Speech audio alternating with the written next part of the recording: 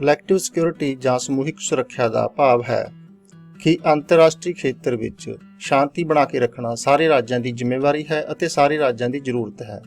ਇਸ ਲਈ ਸਮੂਹਿਕ ਸੁਰੱਖਿਆ ਅਧੀਨ ਆਉਣ ਵਾਲੇ ਸਾਰੇ ਰਾਜ ਪ੍ਰਣ ਕਰਦੇ ਹਨ ਕਿ ਕਿਸੇ ਵੀ ਰਾਜ ਨੇ ਜੇਕਰ ਸ਼ਾਂਤੀ ਭੰਗ ਕਰਨ ਦੀ ਕੋਸ਼ਿਸ਼ ਕੀਤੀ ਤਾਂ ਸਾਰੇ ਰਾਜ ਮਿਲ ਕੇ ਉਸ ਦਾ ਸਾਹਮਣਾ ਕਰਨਗੇ, ਮਿਲ ਕੇ ਉਸ ਦਾ ਜਵਾਬ ਦੇਣਗੇ, ਤਾਂ ਕਿ ਕੋਈ ਵੀ ਰਾਜ ਸ਼ਾਂਤੀ ਭੰਗ ਕਰਨ ਦੀ ਕੋਸ਼ਿਸ਼ ਨਾ ਕਰ ਸਕੇ, ਕੋਈ ਵੀ ਰਾਜ ਕਿਸੇ ਦੂਸਰੇ ਰਾਜ ਤੇ ਹਮਲਾ ਕਰਨ ਦੀ ਕੋਸ਼ਿਸ਼ ਨਾ ਕਰੇ।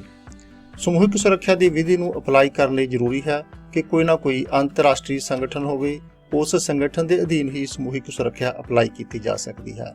ਹੁਣ ਤੱਕ ਸਮੂਹਿਕ ਸੁਰੱਖਿਆ ਪਹਿਲਾਂ ਰਾਸ਼ਟਰ ਸੰਘ ਦੇ ਅਧੀਨ ਅਪਲਾਈ ਕੀਤੀ ਗਈ ਸੀ, ਜਿਹੜਾ 1919 ਚ ਬਣਿਆ ਸੀ। ਉਸ ਤੋਂ ਬਾਅਦ ਇਹ ਜਿਹੜਾ ਸੈਕੰਡ ਵਰਲਡ ਵਾਰ ਤੋਂ ਬਾਅਦ ਯੂਨਾਈਟਿਡ ਨੇਸ਼ਨ ਬਣਿਆ, ਉਸ ਦੇ ਅਧੀਨ ਅਪਲਾਈ ਕੀਤੀ ਗਈ ਹੈ 1945 ਦੇ ਵਿੱਚ। ਇਸ ਕੁਐਸਚਨ ਦੇ ਵਿੱਚ ਅਸੀਂ ਡਿਸਕਸ ਕਰਾਂਗੇ ਕਿ ਰਾਸ਼ਟਰ ਸੰਘ ਦੇ ਅਧੀਨ ਜੋ ਸਮੂਹਿਕ ਸੁਰੱਖਿਆ ਦੀ ਵਿਧੀ ਅਪਣਾਈ ਗਈ ਸੀ, ਉਸ ਨਾਲ ਸੰਬੰਧਿਤ ਕਿਹੜੀਆਂ-ਕਿਹੜੀਆਂ ਵਿਵਸਥਾਵਾਂ ਸੀ ਰਾਸ਼ਟਰ ਸੰਘ ਦੇ ਚਾਰਟਰ ਦੇ ਵਿੱਚ, ਅਤੇ ਸਮੂਹਿਕ ਸੁਰੱਖਿਆ ਨੇ ਕਿਸ ਤਰ੍ਹਾਂ ਕਾਰਜ ਕੀਤਾ ਰਾਸ਼ਟਰ ਸੰਘ ਦੇ ਅਧੀਨ।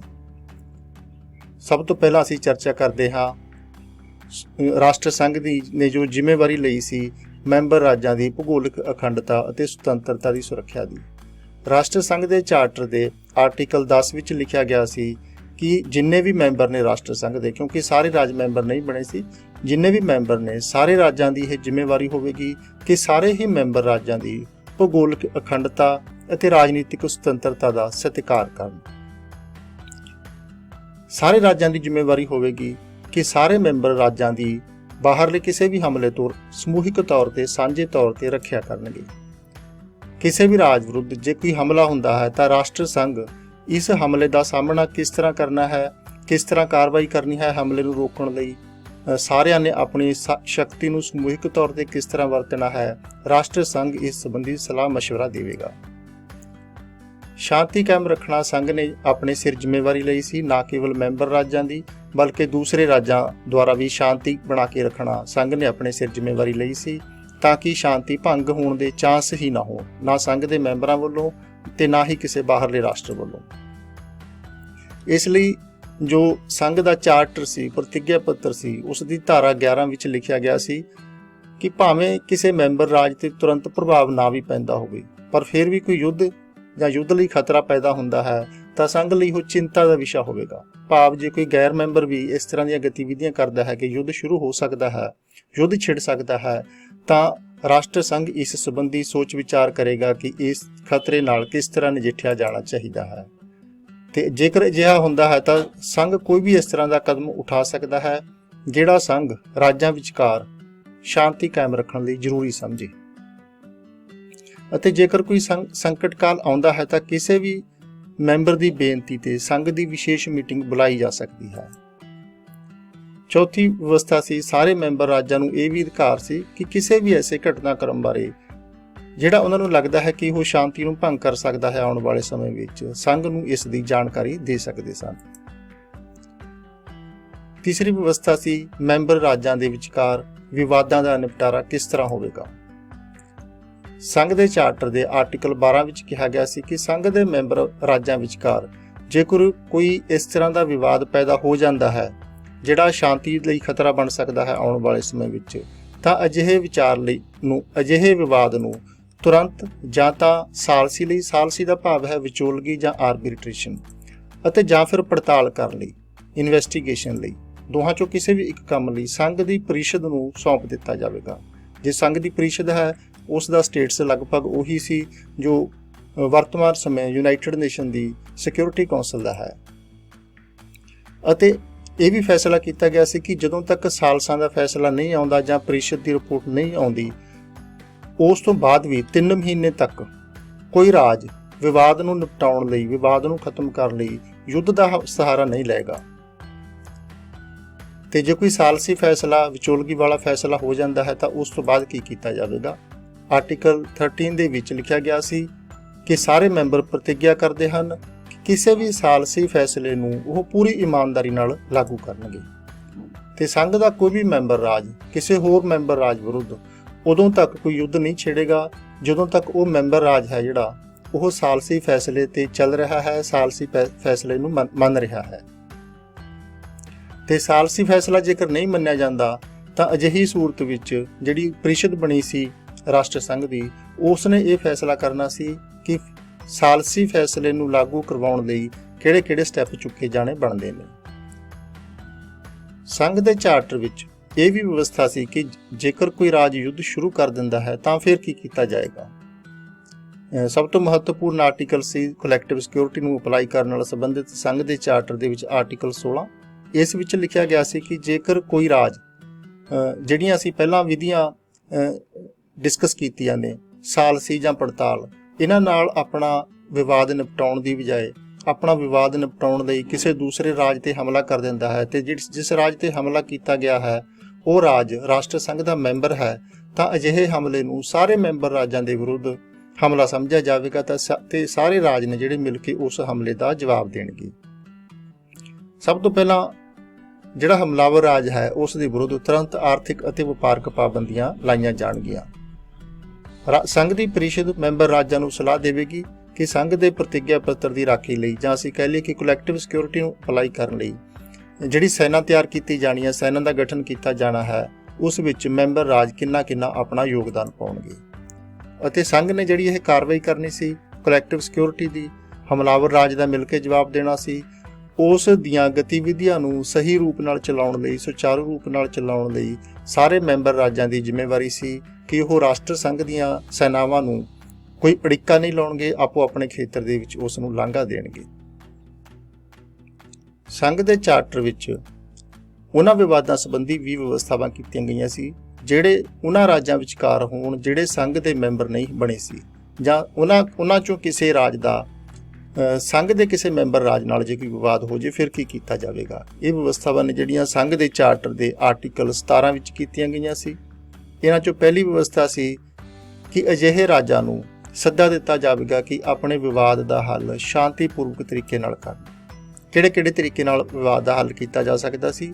ਜਿਹੜੇ ਤਰੀਕੇ ਨਾਲ ਵਿਵਾਦ ਦਾ ਹੱਲ ਮੈਂਬਰ ਰਾਜਾਂ ਦਾ ਕੀਤਾ ਜਾ ਸਕਦਾ ਸੀ, ਭਾਵ ਸਾਲਸੀ ਦੁਆਰਾ ਜਾਂ ਪ੍ਰੀਸ਼ਦ ਦੁਆਰਾ ਪੜਤਾਲ ਕਰਕੇ ਉਸੇ ਹੀ ਵਿਧੀ ਰਾਹੀਂ ਗੈਰ ਮੈਂਬਰ ਰਾਜਾਂ ਦੇ ਝਗੜੇ ਦਾ, ਚਾਹੇ ਆਪਸੀ ਝਗੜਾ ਹੋਵੇ ਉਹਨਾਂ ਦਾ, ਚਾਹੇ ਕਿਸੇ ਮੈਂਬਰ ਰਾਜ ਨਾਲ ਝਗੜਾ ਹੋਵੇ, ਉਸ ਦਾ ਹੱਲ ਕਰਨ ਦੀ ਵਿਵਸਥਾ ਕੀਤੀ ਗਈ ਸੀ। ਅਤੇ ਜੇਕਰ ਕੋਈ ਰਾਜ ਇੱਕ ਪਾਸੇ ਮੈਂਬਰ ਰਾਜ ਹੈ, ਇੱਕ ਪਾਸੇ ਗੈਰ ਮੈਂਬਰ ਰਾਜ ਹੈ, ਜੇ ਕੋਈ ਗੈਰ ਮੈਂਬਰ ਰਾਜ ਸਾਲਸੀ ਫੈਸਲੇ ਨੂੰ ਜਾਂ ਪ੍ਰੀਸ਼ਦ ਦੇ ਫੈਸਲੇ ਨੂੰ ਮੰਨਣ ਤੋਂ ਨਾ ਕਰ ਦਿੰਦਾ ਹੈ ਅਤੇ ਕਿਸੇ ਮੈਂਬਰ ਤੇ ਹਮਲਾ ਕਰ ਦਿੰਦਾ ਹੈ ਜਿਹੜਾ ਰਾਸ਼ਟਰ ਸੰਘ ਦਾ ਮੈਂਬਰ ਹੈ, ਤਾਂ ਇਸ ਤਰ੍ਹਾਂ ਦੇ ਹਮਲੇ ਨੂੰ ਸਾਰੇ ਮੈਂਬਰਾਂ ਤੇ ਹਮਲਾ ਸਮਝਿਆ ਜਾਵੇਗਾ। ਅਤੇ ਹਮਲਾਵਰ ਰਾਜ ਵਿਰੁੱਧ ਜਿਹੜੀਆਂ ਪਿੱਛੇ ਅਸੀਂ ਵਿਵਸਥਾਵਾਂ ਡਿਸਕਸ ਕੀਤੀਆਂ ਨੇ ਕਿ ਉਸ ਰਾਜ ਤੇ ਵਪਾਰਕ ਅਤੇ ਆਰਥਿਕ ਪਾਬੰਦੀਆਂ ਲਾਈਆਂ ਜਾ ਸਕਦੀਆਂ ਨੇ, ਜਾਂ ਉਸ ਰਾਜ ਦੇ ਵਿਰੁੱਧ ਸਮੂਹਿਕ ਸੈਨਿਕ ਕਾਰਵਾਈ ਕੀਤੀ ਜਾ ਸਕਦੀ ਹੈ, ਅਜਿਹੇ ਗੈਰ ਮੈਂਬਰ ਦੇ ਵਿਰੁੱਧ ਇਹ ਕਾਰਵਾਈਆਂ ਵੀ ਕੀਤੀਆਂ ਜਾ ਸਕਦੀਆਂ ਸੀ। ਅਤੇ ਜੇਕਰ ਵਿਵਾਦ ਵਿੱਚ ਸਾਰੇ ਜਿਹੜੇ ਮੈਂਬਰ, ਜਿਹੜੇ ਸਾਰੇ ਰਾਜ ਸ਼ਾਮਲ ਨੇ, ਸਾਰੇ ਇਸ ਤਰ੍ਹਾਂ ਦੇ ਹੋਣ ਜਿਨ੍ਹਾਂ 'ਚੋਂ ਕੋਈ ਵੀ ਰਾਸ਼ਟਰ ਸੰਘ ਦਾ ਮੈਂਬਰ ਨਹੀਂ ਹੈ, ਤਾਂ ਅਜਿਹੇ ਰਾਜਾਂ ਦੇ ਝਗੜੇ ਨੂੰ ਨਿਪਟਾਉਣ ਲਈ ਰਾਸ਼ਟਰ ਸੰਘ ਸ਼ਾਂਤੀਪੂਰਵਕ ਨਿਪਟਾਰੇ ਲਈ ਸੱਦਾ ਵੀ ਦੇ ਸਕਦਾ ਸੀ, ਸਾਲਸੀ ਵੀ ਕਰ ਸਕਦਾ ਸੀ, ਅਤੇ ਜੇ ਝਗੜਾ ਨਹੀਂ ਨਿਬੜਦਾ ਤਾਂ ਉਹਨਾਂ ਨੂੰ ਝਗੜੇ ਨੂੰ ਨਿਪਟਾਉਣ ਲਈ ਸ਼ਾਂਤੀਪੂਰਵਕ ਹੱਲ ਲਈ ਸਿਰਫ ਸਿਫਾਰਸ਼ਾਂ ਹੀ ਕਰ ਸਕਦਾ ਸੀ। ਇਹ ਮੁੱਖ ਵਿਵਸਥਾਵਾਂ ਸਨ ਜੋ ਸੰਘ ਦੇ ਚਾਰਟਰ ਦੇ ਵਿੱਚ ਵਿਵਾਦਾਂ ਦੇ ਸ਼ਾਂਤੀਪੂਰਵਕ ਹੱਲ ਸੰਬੰਧੀ ਕੀਤੀਆਂ ਗਈਆਂ ਸਨ, ਕਲੈਕਟਿਵ ਸਿਕਿਉਰਿਟੀ ਨੂੰ ਅਪਲਾਈ ਕਰਨ ਸੰਬੰਧੀ ਕੀਤੀਆਂ ਗਈਆਂ ਸਨ। ਆਓ ਹੁਣ ਚਰਚਾ ਕਰਦੇ ਹਾਂ ਕਿ ਰਾਸ਼ਟਰ ਸੰਘ ਅਧੀਨ ਸਮੂਹਿਕ ਸੁਰੱਖਿਆ ਦੀ ਕਾਰਗੁਜ਼ਾਰੀ ਕਿਸ ਤਰ੍ਹਾਂ ਰਹੀ। ਇਸ ਦਾ ਪਹਿਲਾ ਟੈਸਟ ਹੋਇਆ ਮਨਚੂਰੀਆ ਸੰਕਟ ਦੇ ਦੌਰਾਨ। 1931 ਦੇ ਵਿੱਚ ਜਾਪਾਨ ਨੇ ਚੀਨ ਦੇ ਮਨਚੂਰੀਆ ਸੂਬੇ ਤੇ ਹਮਲਾ ਕਰ ਦਿੱਤਾ ਤੇ ਉਸ ਤੇ ਆਪਣਾ ਕਬਜ਼ਾ ਕਰ ਲਿਆ। ਚੀਨ ਨੇ ਇਹ ਮਸਲਾ ਰਾਸ਼ਟਰ ਸੰਘ ਦੇ ਵਿੱਚ ਉਠਾਇਆ ਕਿ ਜਾਪਾਨ ਨੇ ਸਾਡੇ ਸੂਬੇ ਤੇ ਹਮਲਾ ਕਰਕੇ ਉਸ ਨੂੰ ਆਪਣਾ ਭਾਗ ਬਣਾ ਲਿਆ ਹੈ। ਸੰਘ ਨੇ ਇਸ ਮਾਮਲੇ ਵਿੱਚ ਜਾਪਾਨ ਨੂੰ ਦੋਸ਼ੀ ਵੀ ਠਹਿਰਾ ਦਿੱਤਾ ਅਤੇ ਉਸ ਨੂੰ ਮਨਚੂਰੀਆ ਦਾ ਖੇਤਰ ਵਾਪਸ ਕਰਨ ਲਈ ਕਿਹਾ ਕਿ ਚੀਨ ਨੂੰ ਇਹ ਖੇਤਰ ਵਾਪਸ ਕੀਤਾ ਜਾਵੇ। ਪਰੰਤੂ ਜਾਪਾਨ ਨੇ ਸੰਘ ਦੀ ਮੈਂਬਰਸ਼ਿਪ ਛੱਡ ਦਿੱਤੀ ਅਤੇ ਜਾਪਾਨ ਤੇ ਸੰਘ ਦੇ ਇਸ ਫੈਸਲੇ ਦਾ ਕੋਈ ਪ੍ਰਭਾਵ ਨਹੀਂ ਪਿਆ। ਮਨਚੂਰੀਆ ਸੰਕਟ ਸੁਲਝਾਉਣ ਦੇ ਵਿੱਚ ਰਾਸ਼ਟਰ ਸੰਘ ਪੂਰੀ ਤਰ੍ਹਾਂ ਅਸਫਲ ਰਿਹਾ। ਫਿਰ ਇਸ ਤੋਂ ਬਾਅਦ 1935 ਦੇ ਵਿੱਚ ਪੈਦਾ ਹੋਇਆ ਇਥੋਪੀਅਨ ਸੰਕਟ। ਅਕਤੂਬਰ 1935 ਦੇ ਵਿੱਚ ਇਟਲੀ ਨੇ ਇਥੋਪੀਆ ਤੇ ਹਮਲਾ ਕਰ ਦਿੱਤਾ। ਰਾਸ਼ਟਰ ਸੰਘ ਨੇ ਇਟਲੀ ਨੂੰ ਹਮਲਾਵਰ ਰਾਜ ਐਲਾਨ ਕਰ ਦਿੱਤਾ ਤੇ ਉਸ ਵਿਰੁੱਧ ਆਰਥਿਕ ਪਾਬੰਦੀਆਂ ਲਾਉਣ ਦਾ ਮਤਾ ਪਾਸ ਕਰ ਦਿੱਤਾ। परंतु ਇਹ ਪਾਬੰਦੀਆਂ ਨਾ ਤਾਂ ਪੂਰਨ ਸਨ ਅਤੇ ਨਾ ਹੀ ਪ੍ਰਭਾਵਸ਼ਾਲੀ ਸਨ, ਕਿਉਂਕਿ ਕਈ ਰਾਜਾਂ ਨੇ ਫਿਰ ਵੀ ਇਟਲੀ ਨਾਲ ਆਪਣਾ ਲੈਣ ਦੇਣ ਜਾਰੀ ਰੱਖਿਆ, ਕਿਉਂਕਿ ਉਸ ਸਮੇਂ ਕੁਝ ਰਾਜ ਜਿਵੇਂ ਫਰਾਂਸ ਤੇ ਇੰਗਲੈਂਡ ਵਗੈਰਾ ਸਮਝਦੇ ਸੀ ਕਿ ਜੇਕਰ ਇਟਲੀ ਨੂੰ ਬਹੁਤਾ ਸਨੱਬ ਕੀਤਾ ਜਾਂਦਾ ਹੈ, ਬਹੁਤਾ ਦੱਬਿਆ ਜਾਂਦਾ ਹੈ, ਤਾਂ ਜਿਹੜਾ ਜਰਮਨ ਦੇ ਵਿੱਚ ਤਾਨਾਸ਼ਾਹੀ ਪੈਦਾ ਹੋ ਰਹੀ ਹੈ ਹਿਟਲਰ ਦੇ ਅਧੀਨ, ਉਹ ਯੂਰਪ ਲਈ ਜਾਂ ਵਿਸ਼ੇਸ਼ ਕਰਕੇ ਉਹਨਾਂ ਦੇ ਰਾਜਾਂ ਲਈ ਖਤਰਾ ਪੈਦਾ ਕਰ ਦੇਵੇਗੀ। ਇਸ ਘਟਨਾ ਨਾਲ ਵੀ ਇਹ ਸਪਸ਼ਟ ਹੋ ਗਿਆ ਕਿ ਰਾਸ਼ਟਰ ਸੰਘ ਵਿਸ਼ਵ ਸ਼ਾਂਤੀ ਕਾਇਮ ਰੱਖਣ ਦੇ ਵਿੱਚ, ਸਮੂਹਿਕ ਸੁਰੱਖਿਆ ਨੂੰ ਅਪਲਾਈ ਕਰਨ ਦੇ ਵਿੱਚ ਕਾਮਯਾਬ ਨਹੀਂ ਹੈ। ਸਮੂਹਿਕ ਸੁਰੱਖਿਆ ਦਾ ਤਜਰਬਾ ਰਾਸ਼ਟਰ ਸੰਘ ਦੇ ਅਧੀਨ ਬੁਰੀ ਤਰ੍ਹਾਂ ਫੇਲ ਹੋਇਆ, ਕਿਉਂਕਿ ਇਸ ਵਿੱਚ ਕੁਝ ਕਮਜ਼ੋਰੀਆਂ ਸੀ, ਕੁਝ ਸਟਰਕਚਰਲ ਕਮਜ਼ੋਰੀਆਂ ਸੀ, ਕੁਝ ਵਾਤਾਵਰਣ ਦੀਆਂ ਵੀ ਕਮਜ਼ੋਰੀਆਂ ਸੀ। ਕਿਉਂਕਿ ਜੋ ਮੈਂਬਰ ਰਾਜ ਸੀ ਰਾਸ਼ਟਰ ਸੰਘ ਦੇ, ਉਹਨਾਂ ਨੂੰ ਰਾਸ਼ਟਰ ਸੰਘ ਦੀ ਤਾਕਤ ਦੇ ਵਿੱਚ ਭਰੋਸਾ ਨਹੀਂ ਸੀ, ਸਮੂਹਿਕ ਸੁਰੱਖਿਆ ਦੇ ਵਿੱਚ ਭਰੋਸਾ ਨਹੀਂ ਸੀ। ਇਸ ਲਈ ਫਰਾਂਸ, ਇੰਗਲੈਂਡ ਵਰਗੇ ਜਿਹੜੇ ਰਾਜ ਨੇ, ਉਹ ਆਪਣੇ ਜਿਹੜੇ ਟ੍ਰੈਡੀਸ਼ਨਲ ਤਰੀਕੇ ਨੇ ਆਪਣੇ ਆਪ ਨੂੰ ਇੰਪਾਵਰ ਕਰਨਾ, ਆਪਣੇ ਆਪ ਨੂੰ ਸੈਨਿਕ ਤੌਰ ਤੇ ਸਟਰੋਂਗ ਕਰਨਾ ਅਤੇ ਵਿਰੋਧੀਆਂ ਦੇ ਵਿੱਚ ਪਾੜ ਪਾ ਕੇ ਰੱਖਣਾ, ਜਿਵੇਂ ਹਿਟਲਰ ਦੇ ਵਿਰੁੱਧ ਮੁਸੋਲਿਨੀ ਨੂੰ ਵਰਤਣ ਦੀ ਕੋਸ਼ਿਸ਼ ਕਰਨੀ, ਉਹ ਇਸ ਤਰ੍ਹਾਂ ਦੀਆਂ ਵਿਧੀਆਂ ਅਪਣਾਉਂਦੇ ਰਹੇ। ਸੰਯੁਕਤ ਰਾਜ ਅਮਰੀਕਾ, ਜਿਹੜਾ ਦੁਨੀਆ ਦੀ ਸਭ ਤੋਂ ਵੱਡੀ ਆਰਥਿਕ ਅਤੇ ਸੈਨਿਕ ਸ਼ਕਤੀ ਦੇ ਤੌਰ ਤੇ ਉੱਭਰ ਰਿਹਾ ਸੀ ਉਸ ਸਮੇਂ, ਉਹ ਰਾਸ਼ਟਰ ਸੰਘ ਦਾ ਮੈਂਬਰ ਹੀ ਨਹੀਂ ਬਣ ਸਕਿਆ, ਕਿਉਂਕਿ ਅਮਰੀਕਾ ਦੀ ਸੈਨੇਟ ਨੇ ਵਰਸੇਜ਼ ਦੀ ਸੰਧੀ ਨੂੰ ਪ੍ਰਵਾਨਗੀ ਨਹੀਂ ਦਿੱਤੀ ਸੀ। USSR, ਜਿਹੜਾ ਦੂਸਰੇ ਨੰਬਰ ਤੇ ਕਹਿ ਸਕਦੇ ਹਾਂ ਉਸ ਸਮੇਂ ਵੱਡੇ ਰਾਜ ਦੇ ਤੌਰ ਤੇ ਇਮਰਜ ਹੋ ਰਿਹਾ ਸੀ, ਸ਼ਕਤੀਸ਼ਾਲੀ ਰਾਜ ਦੇ ਤੌਰ ਤੇ ਇਮਰਜ ਹੋ ਰਿਹਾ ਸੀ, ਉਹ ਵੀ ਰਾਸ਼ਟਰ ਸੰਘ ਦਾ ਮੈਂਬਰ ਨਹੀਂ ਬਣਿਆ। ਅੰਤਰਰਾਸ਼ਟਰੀ ਵਾਤਾਵਰਣ ਸਮੂਹਿਕ ਸੁਰੱਖਿਆ ਦੀ ਵਿਧੀ ਨੂੰ ਵਰਤੇ ਜਾਣ ਦੇ ਅਨੁਕੂਲ ਨਹੀਂ ਸੀ, ਕਿਉਂਕਿ ਵਿਸ਼ਵ ਦੇ ਵਿੱਚ ਕੁਝ ਇਸ ਤਰ੍ਹਾਂ ਦੀਆਂ ਤਾਕਤਾਂ ਉਸ ਸਮੇਂ ਜ਼ੋਰ ਫੜ ਰਹੀਆਂ ਸੀ, ਜਿਨ੍ਹਾਂ ਦਾ ਅੰਤਰਰਾਸ਼ਟਰੀ ਸੰਗਠਨਾਂ ਵਿੱਚ, ਸ਼ਾਂਤੀ ਵਿੱਚ, ਭਾਈਚਾਰੇ ਦੇ ਵਿੱਚ ਕੋਈ ਭਰੋਸਾ ਨਹੀਂ ਸੀ। ਜਿਵੇਂ ਹਿਟਲਰ, ਜਰਮਨ ਦੇ ਵਿੱਚ ਹਿਟਲਰ ਅਤੇ ਇਟਲੀ ਦੇ ਵਿੱਚ ਮੁਸੋਲਿਨੀ, ਇਹਨਾਂ ਦੀਆਂ ਫਾਸ਼ੀਵਾਦੀ ਪਾਰਟੀਆਂ ਨੇ ਜਿਹੜੀਆਂ ਅਤੇ ਫਾਸ਼ੀਵਾਦੀ ਵਿਚਾਰਧਾਰਾਵਾਂ ਨੇ ਜਿਹੜੀਆਂ, ਉਹਨਾਂ ਨੂੰ ਕੋਈ ਭਰੋਸਾ ਨਹੀਂ ਸੀ ਸ਼ਾਂਤੀ ਤੇ ਸੁਰੱਖਿਆ ਦੇ ਵਿੱਚ। ਇਹਨਾਂ ਦਾ ਭਰੋਸਾ ਹੈ ਜਿਹੜਾ ਯੁੱਧ ਕਰਨ ਅਤੇ ਯੁੱਧਾਂ ਨੂੰ ਜਿੱਤਣ ਦੇ ਵਿੱਚ ਹੀ ਸੀ।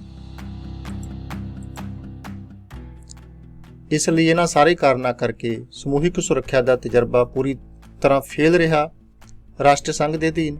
ਪਰੰਤੂ ਇਸ ਨਾਲ ਕੁਝ ਤਜਰਬੇ ਜ਼ਰੂਰ ਪ੍ਰਾਪਤ ਹੋਏ। ਦੂਸਰੇ ਵਿਸ਼ਵ ਯੁੱਧ ਤੋਂ ਬਾਅਦ ਜਿਹੜਾ ਸੰਗਠਨ ਬਣਾਇਆ ਗਿਆ ਯੂਨਾਈਟਿਡ ਨੇਸ਼ਨ, ਉਸ ਦੇ ਗਠਨ ਸਮੇਂ ਸਮੂਹਿਕ ਸੁਰੱਖਿਆ ਦੀ ਵਿਧੀ ਨੂੰ ਬਣਾਉਣ ਸਮੇਂ ਇਹਨਾਂ ਤਜਰਬਿਆਂ ਦਾ ਲਾਹਾ ਲਿਆ ਗਿਆ ਅੰਤਰਰਾਸ਼ਟਰੀ ਭਾਈਚਾਰੇ ਦੁਆਰਾ। ਰਾਸ਼ਟਰ ਸੰਘ ਦੇ ਅਧੀਨ ਸਮੂਹਿਕ ਸੁਰੱਖਿਆ ਨਾਲ ਸੰਬੰਧਿਤ ਵਿਵਸਥਾਵਾਂ ਅਤੇ ਇਸ ਦੇ ਪ੍ਰੈਕਟੀਕਲ ਰੂਪ ਨੂੰ ਅਧਿਐਨ ਕਰਨ ਤੋਂ ਬਾਅਦ ਅਸੀਂ ਇਹ ਨਤੀਜਾ ਕੱਢ ਸਕਦੇ ਹਾਂ ਕਿ ਰਾਸ਼ਟਰ ਸੰਘ ਦੇ ਅਧੀਨ ਪਹਿਲੀ ਵਾਰੀ ਸਮੂਹਿਕ ਸੁਰੱਖਿਆ ਦੇ ਆਦਰਸ਼ ਨੂੰ ਅਮਲੀ ਜਾਮਾ ਪਹਿਨਾਉਣ ਦੀ ਕੋਸ਼ਿਸ਼ ਕੀਤੀ ਗਈ, ਕਿਉਂਕਿ ਉਦੋਂ ਤੱਕ ਇਹ ਕੇਵਲ ਇੱਕ ਆਦਰਸ਼ ਸੀ ਆਦਰਸ਼ਵਾਦੀਆਂ ਦਾ ਕਿ ਜੇਕਰ ਸਾਰੇ ਰਾਜ ਇਕੱਠੇ ਰਹਿਣ ਸ਼ਾਂਤੀ ਕਾਇਮ ਰੱਖਣ ਲਈ, ਤਾਂ ਕੋਈ ਵੀ ਰਾਜ ਹਮਲਾਵਰ ਬਣਨ ਦੀ ਕੋਸ਼ਿਸ਼ ਨਹੀਂ ਕਰੇਗਾ, ਹਿੰਮਤ ਨਹੀਂ ਕਰੇਗਾ। ਪਰੰਤੂ ਵਿਦਵਾਨਾਂ ਦਾ ਵਿਚਾਰ ਹੈ ਕਿ ਇਹ ਤਜਰਬਾ ਬੁਰੀ ਤਰ੍ਹਾਂ ਨਾਲ ਫੇਲ ਰਿਹਾ। ਇਸ ਦਾ ਇੱਕ ਵੱਡਾ ਕਾਰਨ ਇਹ ਸੀ ਕਿ USA ਵਰਗੀ ਮਹਾਸ਼ਕਤੀ ਰਾਸ਼ਟਰ ਸੰਘ ਦੀ ਮੈਂਬਰ ਨਹੀਂ ਬਣ ਸਕੀ ਸੀ।